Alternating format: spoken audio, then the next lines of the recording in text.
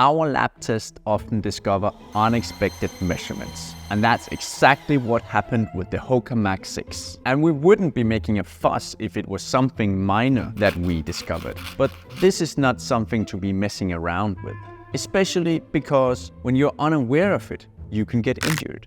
But first, let's talk about breathability. We believe that Hoka's decision to choose knit over a typical upper is a bold move, especially since achieving optimal breathability can be challenging. Nevertheless, the Mach 6 excels in ventilation, so much so that we awarded it a perfect score 5 out of 5 in our smoke test. At first glance, it may not be apparent how the Mach 6 is doing it. However, a simple experiment shining a light over the shoe sliced in half uncovers the truth.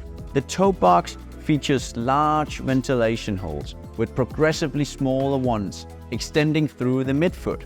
Additionally, we discovered that the tongue is exceptionally well ventilated. This intriguing upper captured our interest, prompting us to examine it under a microscope. And indeed, Hoka has adopted a hybrid approach, overlaying a thin mesh atop of the creel jacquard knit, and the ventilation holes are clearly visible underneath the first layer. We then manually examined the upper, feeling for any rough areas and evaluating the padding. Our assessment is that the padding is quite adequate for a lightweight road daily trainer, earning our seal of approval. We have already established that the upper boasts excellent ventilation, but high breathability often comes with a trade-off in durability. Is this the case here?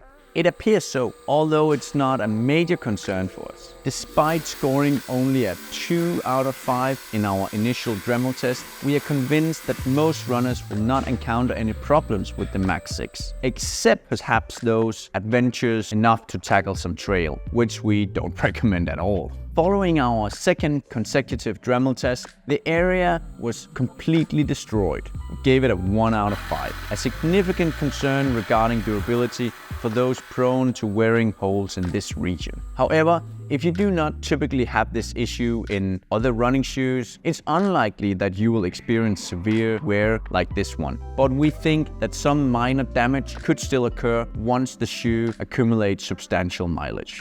Shifting our focus to the outsole, we discovered that Hoka played it safe by opting for their usual durobrasian rubber. During our durometer test, the tool registered a 75 HC reading, revealing a rubber slightly softer than the average. This resulted in exceptional grip during our runs, comparable to the top performing shoes on the market, including those at much higher price points. But wait for it, because the rubber delivered a fantastic, better than expected performance in our latest Dremel test. After the tool worked hard to wear down the rubber, we found a minimal 0.6 dent. This is an excellent result that promises a long shelf life for this shoe. Certainly, Hoka had already tested the outsole to the limit well before our lab review, discovering that 2.5mm of rubber is sufficient, less than what is found in most daily trainers. What are the advantages of this approach? It yields greater responsiveness, a more dynamic ride. We're definitely on board with that. Speaking of which, during all of our test runs, we found the Mach 6 impressively light for its stack height, and we confirmed this on our scale back in the lab. Weighing in at just 8.2 ounces, 232 grams, it's an outstanding choice for those seeking a featherweight yet cushioned workhorse. The heel of the Mach 6 is exceptionally cushioned. We measured it at 36mm. Based on this measurement, we can confidently state that the Mach 6 is not just suitable for any heel striker, but also stands out from the club of average stacked shoes.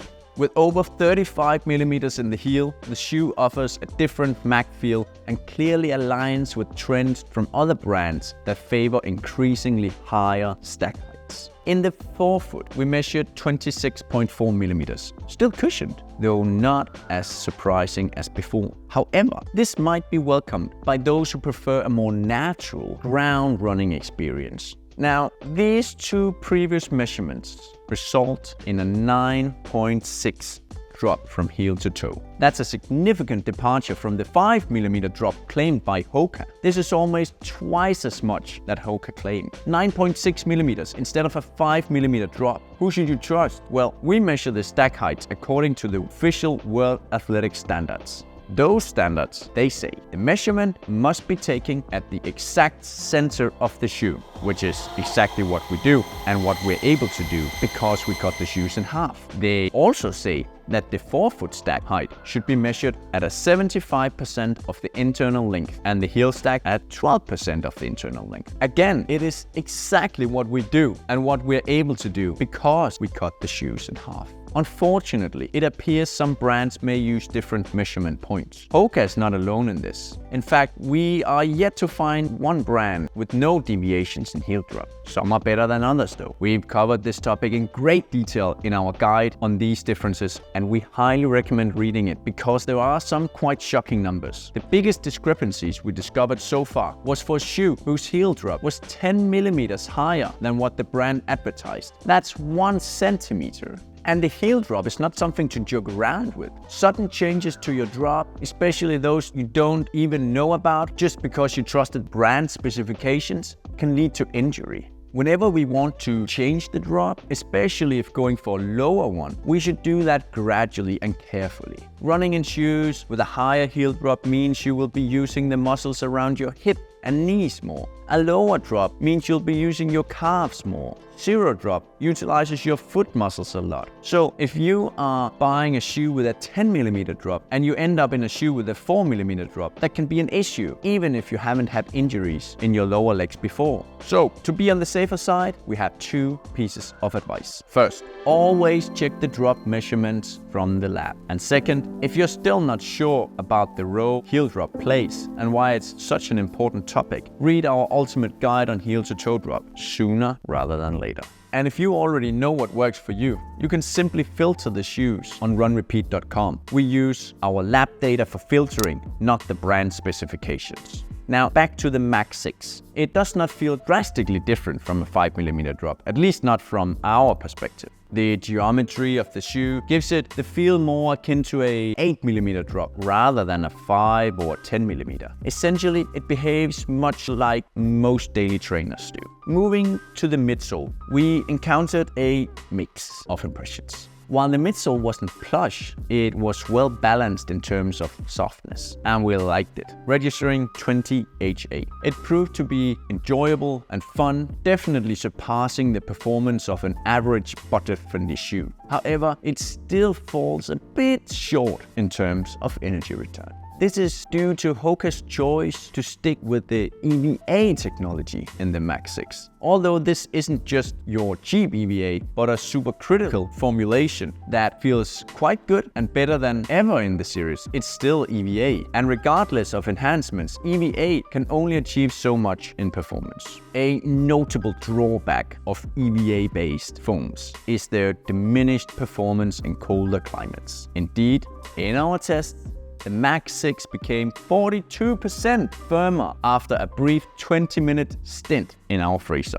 In our testing, we noted that Hoka's early stage Meta rocker slightly moved us away from a natural ride, yet it undeniably aids with forward momentum. Regardless of the rocker feature isn't overly pronounced, so its effect isn't dramatically felt. It's just the amount needed because of the 36mm stack height. Regarding stability, we initially harbored some reservations, given the Mach 6 narrow build and increased stack. Yet we are pleased to report that Hoka has dealt a winning hand in this area. It's a neutral daily trainer, but its stability impressively exceeded that of the average running shoe. The stable sensation we experienced with the Mach 6 is largely due to an unexpected finding. In our torsional rigidity test, where we twist and bend the shoe, we awarded it a solid 4 out of 5. That's quite remarkable for a daily trainer without a plate. Enthusiasts of old school natural ride might be disappointed, as the rigidity is noticeably underfoot with each step. Heel counter stiffness? Definitely. Another 4 out of 5, which also took us by surprise. Typically, daily running shoes score around 2 or 3 in our test, So this clearly leans towards enhanced stability, although it may sacrifice a bit of comfort. If you're in need of rear foot stability, we see this as a positive update. However, we think that for many runners, it might feel a tad too stiff. A standout trait for the Mach series is its agility. And thankfully, Hoka has steered clear of bulking up the shoe. It remains a sleek 114mm wide, providing a nimble and far from clunky experience. We appreciate this choice, maintaining a streamlined design without following the trend of overly wide shoes seen in some rivals. This design ensures the Mach retains its quick-footed essence. Now, the heel measured at about 94mm under our calibers, landing squarely in the realm of typical daily trainers. This average dimension is a key factor in why we don't recommend this shoes for those with significant stability needs. Although the shoe is quite rigid, the absence of a plate and the presence of outsole grooves maintain its flexibility lengthwise at 19 Newton in our signature 90-degree bend test. This flexibility is crucial for it to serve as a reliable and versatile workhorse capable of handling many miles comfortably. We put the shoe for another 20 minutes in the freezer and it was only 23% stiffer when repeating our 90% degree test, which is indeed a surprisingly good outcome for an EVA-based foam at least. The toe box, as with most Hoka's models, remains a topic of discussion due to the brand's traditional narrow fit, which often sparks controversy. In the Mach 6, we noted a slightly more accommodating width in the widest part of the toe box, now measuring 98mm. However, a drawback is the limited vertical space. Those who often find issues with constrictive uppers might consider a different option, like the Nike Pegasus 40 for example. The toe box narrows significantly around the big toe, where we measured 76mm, and this constriction is quite noticeable as it combines with a narrow midfoot to create this snug upper. If this is something that would bother your toes, which prefer more room, simply click on the chart further right from the current bar. There, in each bar, we list the shoes that are wider in exactly this area, around the big toe. On the flip side, those who prefer a glove-like tight fit and don't have wide feet will find this design appealing. We discovered that the tongue is semi-gusseted, featuring a superb breathable elastic strap on both sides. This design provides excellent lockdown at every pace while remaining completely non-oppressive. The tongue is exceptionally thin, featuring just 1.5mm of padding. For those seeking additional comfort in the instep while still enjoying a similar Hoka-esque ride, we recommend exploring the plush tongue of the Clifton 9. The insole is removable and can be replaced since it isn't glued to the last. However, it includes ventilation channels, so you might want to keep it during summer for its excellent ventilation.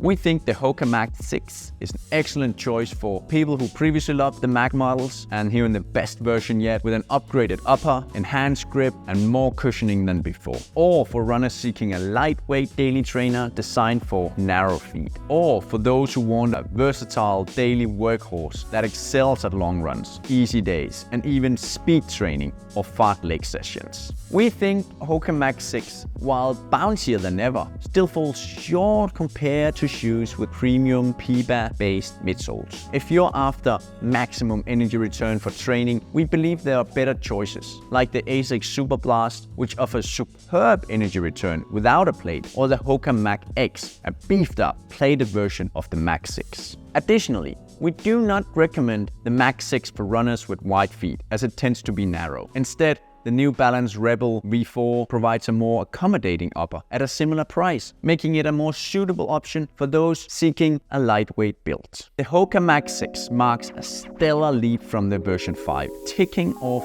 all our boxes for improvement. We were delighted to find it not just light and grippy, but also versatile and comfortable, though it still caters more to runners with narrower feet. We really liked how it effortlessly handles various paces, distances, performing admirably across the board. For us, it is a well-rounded upgrade that meets the mark of an excellent daily trainer.